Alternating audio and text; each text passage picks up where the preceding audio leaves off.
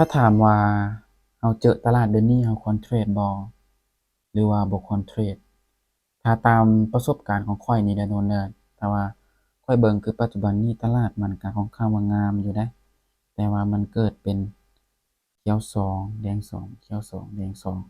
เดี๋ยวข้อยจะมาแจ้งจุดเข้าออร์เดอร์เทรดตามแท่งเทียนคู่เด้อก็คือโซนๆนี้เนาะถ้าว่ามันยังเป็นสีแดงเราจะตามขายเด้อขายลงมาทุกคน ขายบาร์แบบรัวๆเลยเนาะสาเหตุที่ว่าค่อยกดขายทุกคนจะพูดบ่ว่าเนาะย้อนหยังทุกคนสังเกตเบิ่งเด้อที่ว่ามันจะเกิดเป็นคูนี้เห็นบ่เขียวสองมีแล้วทุกคนแล้วเขียวสองมีแล้วแต่แดงสองเด้หากะคูเดียวแม่นบ่ในจุดนี้โอกาสที่ว่ามันจะเกิดแดงนี่มีอีกเด้อทุกคนเด้อเพราะว่ามันมีแต่ซองซองเขียวแม่นบ่นี่กับซองเขียวแม่นบ่หันบ่ทุกคนนี่เห็นบ่ คือออเดอร์นี่ทุกคนเด้อจุดที่ว่าเทรดตามแท่งเทียนคู่เนาะก็มีแต่ว่าทุกคนลองเอาไปปรับใช้เบิ่งเนาะในจุดนี้เนาะก็ออกไปหลายได้40แล้วก็10แล้วก็10แล้วก็10อีกเนาะมา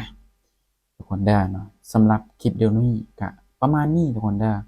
จุดสร้างเงินล้านเทรดตามแท่งเทียนคู่เนาะทุกคนเด้อมีแต่ว่าทุกคนก็ลองเอาไปปรับใช้เบิ่งเด้อในจุดๆนี้ทุกคนเด้อมา จะลองตามซื่อขึ้นไปอีกเด้อทุกคนเด้อเนาะโอกาสวินนี่มีบ่โอกาสเสียนี่มีบ่มีเด้อทุกคนเด้อเพราะว่าไม่ได้เกิดเป็น2คูแล้วเนาะก็คือแดงก็คือเขียว1คูแดง1คูเขียว1คูเป็น2แล้วเนาะแล้วก็เกิดเป็นแดงอีกเป็น2คูแล้วเนาะอ่าโอกาสที่มันจะออกจากสลับนี้มีหลาย โอ้แต่ว่ายังขึ้นสวยทุกคนเนาะแสดงว่ามันยังจะเกิดอีกทุกคนเด้อ